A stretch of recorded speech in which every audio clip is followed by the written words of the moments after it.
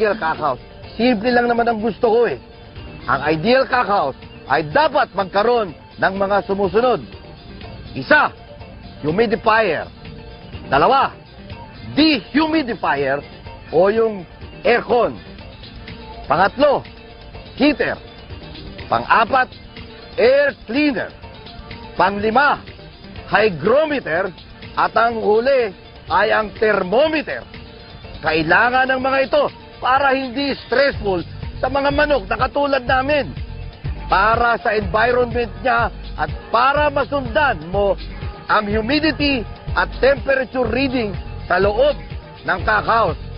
At habang pinapahinga ninyong manok, mga ilang araw bago ang laban niya, dapat ideal ang humidity, ang temperature, napaka-importante nang hindi siya ma-off. Ngayon, ano ba yung hygrometer? Ito ang isang nagsusukat ng humidity. Pag bumaba ang humidity, paanda rin ang humidifier.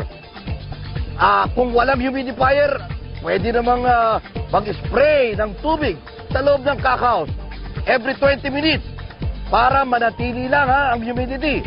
Ngayon, kung tumataas naman to, kailangan i-on ko ang aircon para mabawasan ito. Dapat, importante, mga 26 to 28 degrees centigrade lang. Yan ang ideal temperature sa loob ng cockhouse. Ngayon, kapag tumaas pa rin, i-adjust nyo ang thermostat ng aircon para bumalik ito sa 26 degrees centigrade ang temperatura. Kapag sobrang lamig naman, sa ibang lugar, nariyan ang heater para mabawasan ang lamig.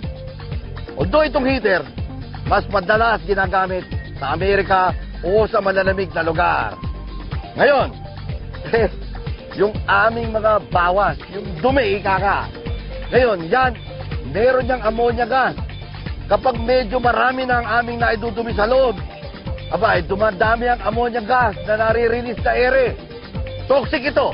Delikado. Nakakalasong sa amin yan. Kaya dyan, kailangan ang air filter para masala nito ang toxic ammonia gas na nanggagaling doon sa aming mga binawas sa dumi.